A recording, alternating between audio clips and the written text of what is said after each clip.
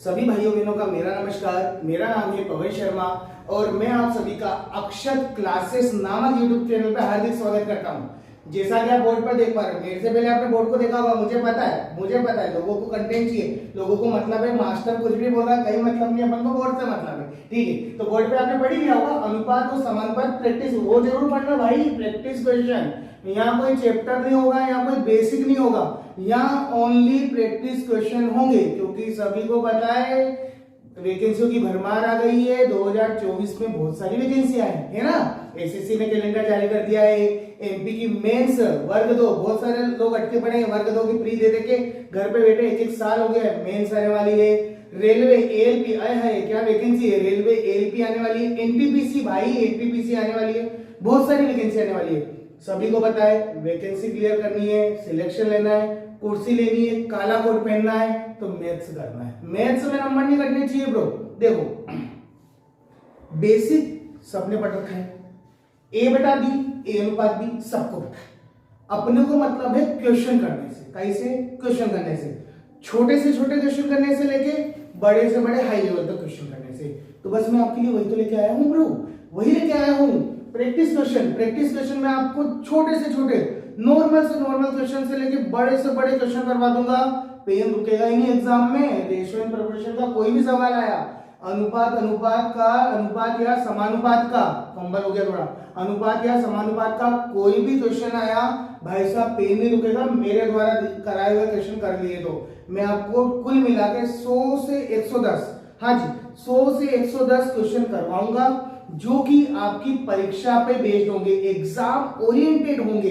SSC के भी question होंगे, रेलवे के भी होंगे, तो एमपी के भी होंगे, छोटे से छोटे लेवल के भी होंगे, तो बड़े से बड़े लेवल के भी होंगे। आपका कॉन्सेप्ट ऐसा नीट एंड क्लियर हो जाएगा ना ब्रो कि एग्जाम में रेशो का कोई भी क्वेश्चन आया, अरे इतनी प्रैक्टिस करवा दूंगा, पेन उठाना नहीं पड़ेगा। तो आइए शुरू करते हैं। तो ठीक है, ये आ गया हमारा पहला सवाल। पहला सवाल ये है, यदि कर्मचारियों की संख्या 3:2 के अनुपात में है, 2 के अनुपात में घटाया जाए और उसके वेतन को 4:5 के अनुपात में बढ़ाया जाए, तो कंपनी को 12,000 की बचत होती है। तो कंपनी का प्रारंभ में वेतन पर व्यय याद करो। अब आपको क्या करना है, अब आपको वीडियो को पॉज करना है और इस क्वेश्चन को खुद करने का प्रयत्न करना है। खुद आपसे हो गया तो अच्छी बात है, नहीं हुआ तो आपका दिमाग तो चलेगा। जितना ज्यादा आपका दिमाग चलेगा एग्जाम में, आपको उतना ही फायदा होगा। ठीक है, पहले आपको क्या करना है, वीडियो को पॉज करना है, खुद करने की कोशिश करना है। 4 ऑप्शन में है, 4 ऑप्शन में से जो भी आंसर आपका आए अच्छी बात है, नहीं तो मेरे को तो बताना ही। ठीक है, वीडियो पॉज करें और खुद करने की कोशिश करें। ये तो यहां देखिए, देखो कर्मचारियों की संख्या दे रखी है 3:2। ठीक है, ये घटाई गई, 3 से क्या दी गई, 2 की गई, और उसके वेतन को 4:5 के अनुपात में बढ़ा गया। मतलब पहले वेतन 4 था, अब वेतन कितना हो गया, 5। ठीक है, पहले कर्मचारियों की संख्या 3 थी, घट के कितनी हो गई, 2। अब वेतन पहले कितना था, 4 था, बढ़ के कितना हो गया, 5। ठीक है, अब हम इसका गुणा करेंगे, 3 चौक 12 अनुपात 5 गुना 10। ठीक है, अब आगे की लाइन दे रखी है, तो कंपनी को 12,000 की बचत होती है। तो बचत होती है मतलब इन दोनों का डिफरेंस 12,000 है, यानी कि 2 यूनिट किसके बराबर है हमारे पास, 12,000 के।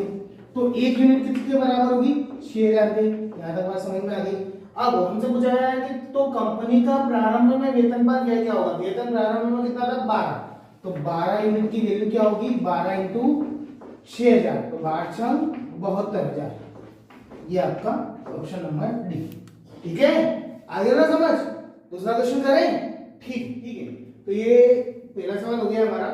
दूसरा सवाल था, अच्छा पहले सवाल के जिसका आंसर आ गए थे ना, वो कमेंट में बताना कि आंसर मेरे आपसे पहले आ गए थे। ठीक है, ये दूसरा सवाल पढ़ेंगे। सभी पुरुषों एवं महिलाओं में, देखो सवाल पढ़ना बहुत जरूरी है। आप सवाल पढ़ोगे नहीं तो फील नहीं करोगे। फील करना बहुत जरूरी है। सवाल फील कर लोगे ना तो आधा सवाल तो वही हो जाएगा। ठीक है, देखो सभी पुरुषों एवं महिलाओं में बांटी गई वेतन का अनुपात 6:5 है। ध्यान रखना, यहाँ पे सभी की बात करिए, ये जितने भी पुरुष है और जितनी भी महिलाएं सबकी बात हो गई। ठीक है, जबकि एक पुरुष और एक महिला की वेतन का अनुपात 2:3 है। अब यहाँ सिंगल लोगों की बात करिए। सिंगल पुरुष को कितना मिला, सिंगल महिला को कितना मिला, और ये सभी को मिला। ठीक है, तो पुरुष और महिलाओं की हमको संख्या का अनुपात बताना है, मतलब वो कितने कितने लोग थे। तो देखेंगे ज्यादा कठिन नहीं है। जैसे मैं आपको इसका थोड़ा सा ये बता देता हूँ कि जैसे मान लिया गया कि एक क्लास में 200 स्टूडेंट थे। ठीक है, या यूं समझ लो कि एक क्लास में 200 रुपए बांटे गए, एक क्लास में 200 रुपए बांटे गए और हर एक को 50-50 रुपए बांटे गए। तो कुल मिला के कितने स्टूडेंट हो गए क्लास में? 4 हुए ना। 200 भागित 50 या 50-50 एक एक जने को देंगे तो 4 को, बस 4 जने को 200 रुपए मिल जाएंगे। तो कुछ इस प्रकार का ये सवाल है कि जैसे ये हो गए पुरुष और ये हो गई महिला। सही है, तो पुरुष के में कितना वेतन बांटा गया? 6 टोटल में, सभी में है ना, ये सभी के लिए है। ठीक है, 6 और महिला को कितना बांटा गया? 5। और सिंगल पुरुष को कितना बांटा गया? 2 और सिंगल महिला को कितना बांटा गया? 3। अब मैं इसमें इसका भाग लगाऊंगा। भाग क्यों लगाना पड़ रहा? क्योंकि हमको महिलाओं की और पुरुषों की संख्याएं बतानी है। 6 में 2 का भाग गया तो 3। अब इसमें तो इसका भाग नहीं जा रहा तो 5/3। 3 का इधर गुणा हो जाएगा तो 3 तिया 9 और अनुपात 5। 9 अनुपात 5 में दिख रहा है, ऑप्शन नंबर सी। ठीक है, 2 सवालों के बाद तीसरा सवाल थोड़ा सरल दिया है मैंने, ताकि थोड़ा कॉन्फिडेंस बढ़े और ऐसा लगे कि हाँ यार हमको भी कुछ ना कुछ तो आता है, पहले तो कहीं ना कहीं सीखा है। देखो, सवाल करने की जो सबसे बड़ी इंपॉर्टेंट चीज है वो है कॉन्सेप्ट क्लियर होना। तो आपका कॉन्सेप्ट कब क्लियर होगा? कॉन्सेप्ट पढ़ने से क्लियर नहीं होगा, आपका कॉन्सेप्ट होगा क्लियर प्रैक्टिस करने से। जितने ज्यादा सवालों की आप प्रैक्टिस करोगे, जितने ज्यादा क्वेश्चन आप करोगे, उतना क्या होगा? कॉन्सेप्ट क्लियर होगा, दिमाग चलेगा, नई नई चीजें दिमाग में आएगी।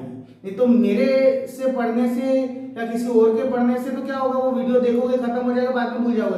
अपना दिमाग चलाओ। इसीलिए तो मैं बोलता हूँ वीडियो को पॉज करो, खुद करने की कोशिश करो। नहीं हो तो मैं बैठा ही हूँ, सॉरी खड़ा हूँ नहीं हो तो मैं तो हूँ, और हो जाए तो अच्छी बात है, चिल मारो, व्हाट्सएप पे रिप्लाई दे दो, कोई दिक्कत नहीं है ऐसी। चलो देखते हैं। यहाँ दे रखा है a/b बराबर c/d बराबर हो 5 हो तो 3a + 4c बटे 3b + 4d बराबर होगा। ऑप्शन हमको दे रखे 5, 20, 60 और 15। तो मैंने बोला ना पहले खुद करने की ट्राई करेंगे, है ना। तो चलो मैं करता हूँ इसको। यहाँ देखेंगे a/b बराबर c/d बराबर 5। ओके, तो मैं क्या करता हूँ, यहाँ ऐसा कर लेता है, a बराबर हो गया 5b और c बराबर हो गया 5d। ठीक है, इसके बराबर इसको ले लिया, इसके बराबर इसको ले लिया। अब जो सवाल दे रखा है 3a + 4c बटे में 3b + 4d। ठीक है, अब यहाँ पे मैं मान रखूंगा a का मान कितना है? 5b, 4, c का मान कितना है? 5d। ठीक है, नीचे 3b + 4d ऐसा का ऐसा। देखो अब यहां से अपन क्या कर सकते हैं? 3b मतलब यहां से मैं 5 और यहां भी 5, तो क्या मैं 5 को कॉमन ले सकता हूं क्या? बिल्कुल सर ले सकते हैं। 3b, अच्छा 5 को ही क्यों लिया? क्योंकि यहां भी 5 है, यहां भी 5 है ना। और 4b बटे में 3b + 4d तो ही सी, इससे पूरा कैंसिल, बचा क्या? 5 क्या दिख रहा है ना? हाँ जी, ऑप्शन नंबर ए। आया सभी बच्चों को समझ में, है ना? तो ध्यान देंगे। तीसरे सवाल के बाद 14 सवाल कुछ इस प्रकार है कि यदि a/b/c बराबर हो 1/4 अनुपात 1/3 अनुपात 1/2 के। ठीक है, तो हमको a/b अनुपात b/c अनुपात c/a का मान बताना है। ठीक है, सवाल बहुत बेसिक है, हम एकदम बेसिक से करने वाले हैं, इसके लिए कोई ट्रिक नहीं लगाने वाले, बहुत नॉर्मल सवाल है। पहले आप करें, इसको कोशिश करें, वीडियो रोकें, पॉज करें और खुद कोशिश करें। ठीक है, चलिए क्या करना है इसमें? a का मान कितना दे रखा है? 1/4, बढ़िया। b का मान कितना दे रखा है? 1/3, बहुत ही बढ़िया। देखो थोड़ी स्पीड से इसलिए पढ़ा रहे हैं क्योंकि परीक्षा में भी स्पीड रखनी पड़ेगी ना। ठीक है, b का मान कितना है? 1/3 बटे, और c का मान कितना है? 1/2। ठीक है, और इधर देख लेते हैं c का मान कितना है? 1/2 बटे, या अपॉन बोलते होंगे, a कितना है? 1/4। चलिए अब देखना ये उल्टा हो जाएगा, पढ़ा होगा बचपन में, 3 ऊपर चला जाएगा, 4 नीचे आ जाएगा। ठीक है, 2 ऊपर चला जाएगा, 3 नीचे आ जाएगा, 4 ऊपर चला जाएगा, 2 नीचे आ जाएगा। लेकिन ये हमारा आंसर नहीं है, ये रेशो में तो आ गया, लेकिन हमारा जो आंसर दे रखा है, ऑप्शन से दे रखे हैं, वो नॉर्मल रेशो में दे रखे हैं। Single single. यहाँ पे बटे बटे या फ्रैक्शन फॉर्म में दे रखा है, तो इसको सोल्व करने के लिए अपन को इन तीनों का एलसीएम लेना पड़ेगा। तो सभी जानते हैं छोटा मोटा एलसीएम है, इनका एलसीएम कितना आएगा 12। ये लिखा मैंने 12, यहाँ भी लिखा मैंने 12, यहाँ भी लिखा मैंने 12, ठीक है।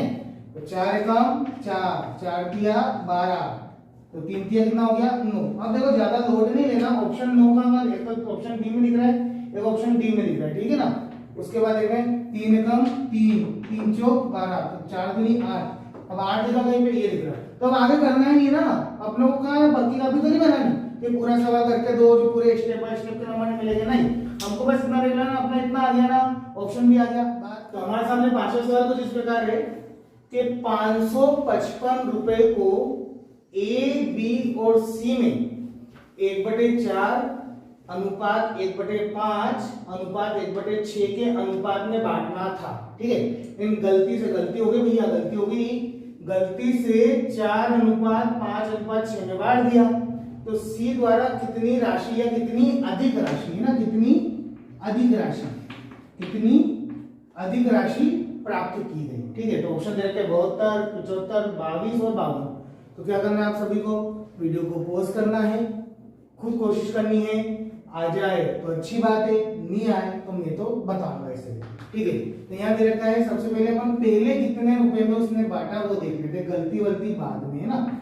ए बी सी 1/4 अनुपात 1/5 और 1/6। देखो ये तो फ्रैक्शन वाले रेशो में है, तो इसको मेरे को पहले नॉर्मल रेशो में परिवर्तित करना पड़ेगा, नॉर्मल रेशो में बदलना पड़ेगा। तो नॉर्मल रेशो के लिए जैसे पिछले सवाल में बताया था मैंने, तीनों का एलसीएम लो, कितना आएगा 60, यहाँ भी 60 का गुणा, यहाँ भी 60 का गुणा, यहाँ भी 60 का गुणा। तो 4 से मैं इसको काटूंगा तो कितनी बार कटेगा 15 बार, 5 से कितना कटेगा 12 बार, और 6 से कितना कटेगा 10 बार। तो ये अपना रेशो आ गया 15:12:10। मतलब पहले या फिर उसको 555 रुपए को इस रेशो में बांटना था, ठीक है। लेकिन गलती से उसने क्या कर दिया, 4 रेशो, ये देखो गलती लिख देता हूं मैं, गलती होती इंसानों से हो जाती है, दिक्कत होगी इसमें। गलती से क्या हो गया 4 अनुपात 5 अनुपात 6 अनुपात में बांट दिया, ठीक है। तो सी, देखो फोकस अपन को सी पे रखना है, ये सी वाला है, पहले 10 मिलना था लेकिन गलती से 6 मिल गया, तो उसको कितना अधिक प्राप्त हुआ है ना, गलती से इतना बांट दिया, ये गलती हुई है 6, मिलना कितना था उसको 10, लेकिन गलती हो गई 6 से, तो अपन को ये बताना है उसको कितना हिस्सा अधिक मिला। सवाल समझ में आ गया ना सभी के, ठीक है। तो देखते हैं यहाँ पे क्या कर सकते हैं, पहले देखना है ध्यान से, ये रेशो जोड़ने में कितना आ रहा, 15 में 12 27, 27 और 10 37, और ये कितना आ रहा है 4 और 5 11 और 6 15। हमको इस बात को समझना पड़ेगा कि पहले पैसे 555 रुपए थे, पहले भी 555 रुपए थे और अभी भी कितने हैं 555 रुपए, लेकिन यहाँ रेशो आ रहा है 37 और यहाँ रेशो आ रहा है 15। तो हमको पहले इन दोनों को सेम करना पड़ेगा। तो यहाँ पे मैं 15 से मल्टीप्लाई कर दूंगा और यहाँ पे मैं कैसे मल्टीप्लाई कर दूंगा 37 से, ठीक है।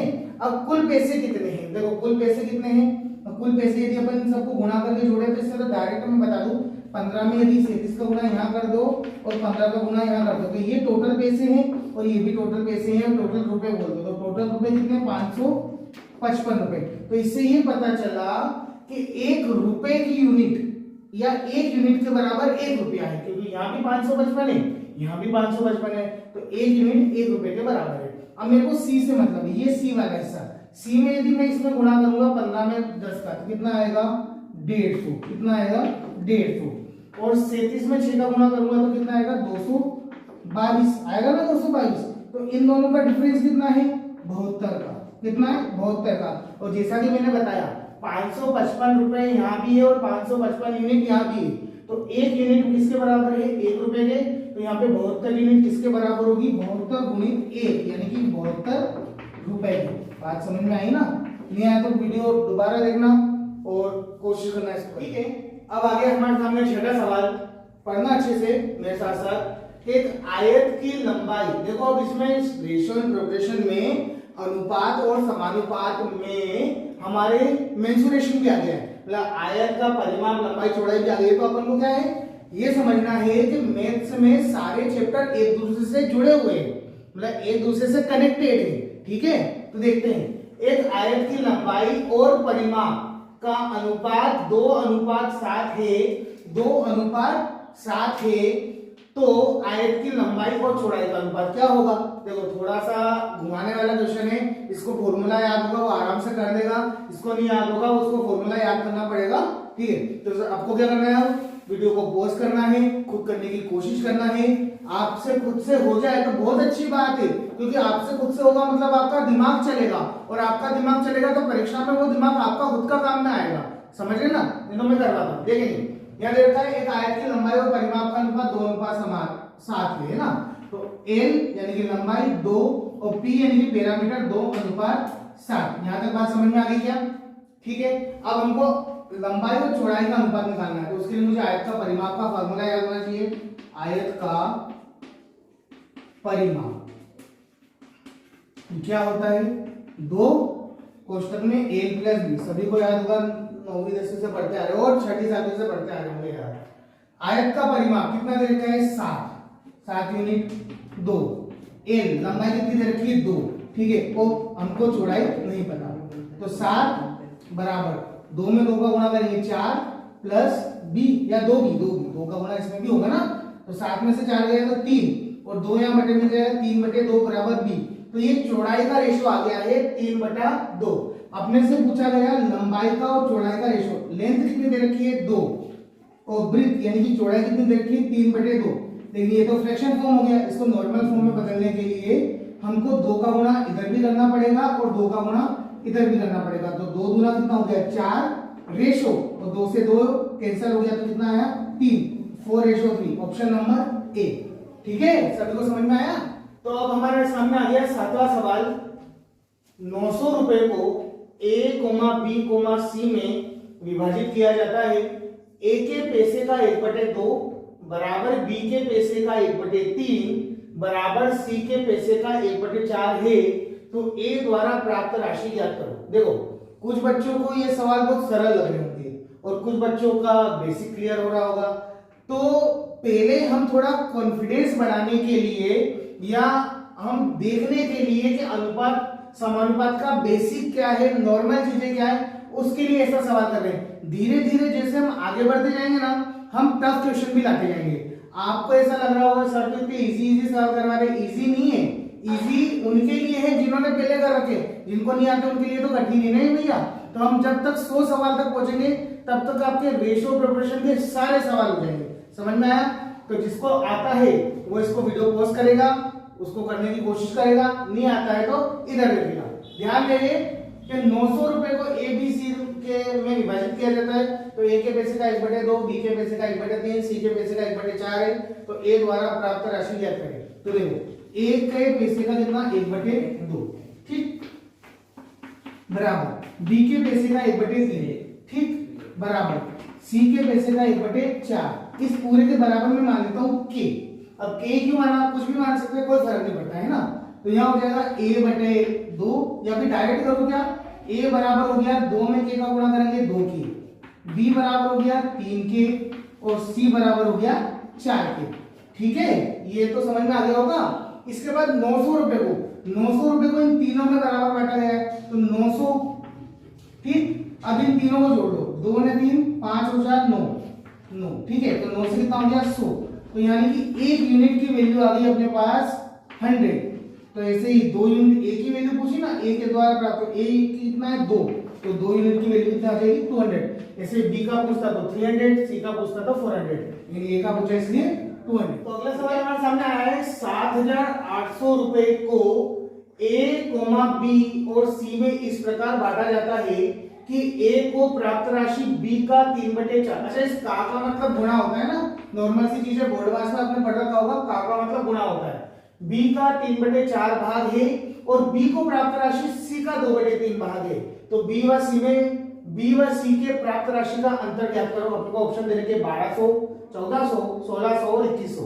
तो पता है ना आप सबको क्या करना, अपने वीडियो का एक रूल है कि सबसे पहले इस वीडियो को पॉज करना है और खुद करने की कोशिश करना है। आपसे खुद से होगा ना सवाल, तो परीक्षा में आपको मजा आएगा, आपके कॉन्सेप्ट क्लियर होंगे। एक सवाल को करने के बहुत सारे तरीके होते हैं, मेरा तरीका अलग हो सकता है, आपका तरीका अलग हो सकता है, इन मैं तो अपने हिसाब से सुविधा अनुसार सबसे सरल तरीका बताता हूं। ठीक है, तो पहले खुद करने की कोशिश करेंगे, नहीं होगा तो यहाँ देखेंगे। ठीक है, यहाँ दे रखा है 7,800 रुपए को, जो प्रश्न में दे रखा है ए को प्राप्त राशि बी का 3/4, तो ए को प्राप्त राशि बी का 3/4 एक चीज तो ये बोली गई है, और बी को प्राप्त राशि सी का 2/3 भाग, बी को प्राप्त राशि सी का 2/3 भाग। ठीक है, यदि मैं इस b को नीचे लिया हूं तो यहाँ पे a बटा b अपने पास क्या 3/4 नहीं बन जाएगा, और यदि यहाँ c को नीचे लिया हूं तो b बटा c 2/3 नहीं बन जाएगा क्या? तो ये बात सबको समझ में आ रही है? ठीक है, अब इसको अपन एक अनुपात में ले लेते हैं। a और b का अनुपात दे रखा है 3:4, b और c का अनुपात दे रखा है 2:3, तो b के नीचे 2 और c के नीचे 3। इसको सोल्व करना आता होगा, बहुत ही इजी है, कोई दिक्कत नहीं है। यहाँ पे 2 है तो यहाँ 2 लिख देंगे, यहाँ 4 है तो यहाँ 4 लिख देंगे। यहाँ तक सबको समझ में आ रहा है ना? ठीक है, उसके बाद क्या करते हैं, गुणा करते हैं। 3 दूना 6, 4 दूना 8, 4 तिया 12। ये हो गया ए का हिस्सा, बी का हिस्सा और सी का हिस्सा। टोटल रुपए कितने हैं? 7,800। ठीक है, अब टोटल रेशो में कितना है? 6 और 8 14, 14 और 12 26। अब हमसे पूछा गया है b व c के प्राप्त राशि का अंतर बताओ। तो b कितना है? 8, c कितना है? 12। इन दोनों का अंतर कितना है? 4, तो सर 4 से गुणा कर देंगे। 26 से कम 26, 26 के बारे में 78 कितनी बार आते हैं? 3 बार। 26 दिया 78, तो ये हो गया 300 और 312, तो ऐसे करके 1200। तो ऑप्शन नंबर ए। ठीक है, सभी को आ गया समझ में? ठीक है, आगे बढ़ते हैं। तो अब आ रहा है हमारे सामने नौवां सवाल, जो देखा है a, b, c। देखो मैंने आपके लिए क्या करे हैं, मिक्स्ड क्वेश्चन करे हैं।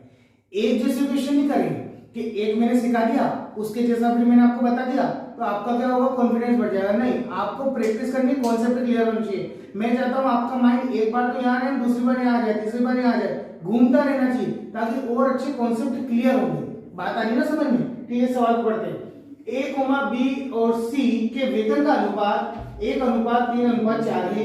यदि उनके वेतन में क्रमशः 5%, 10% और 15% की वृद्धि की जाए, तो उनके बढ़े हुए वेतन किस अनुपात में होंगे?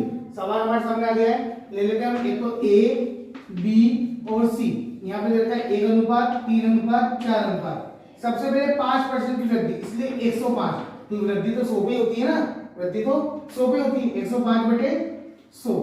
अगले पे कितना? 10% की वृद्धि, यानी कि 110/100। अगले पे कितना? 15% की वृद्धि, तो 115/100। देखो ये 100 तो खत्म हो गए। अब बचा क्या? 105, 330 और 460। ठीक है, अब इसको यदि मैं 5 से काट दूं, 5 गुना 10, 5 एकम 5। अब ये 21 को देख के ऑप्शन में जाना है, यूं नहीं कि आगे सॉल्व करने लगता है।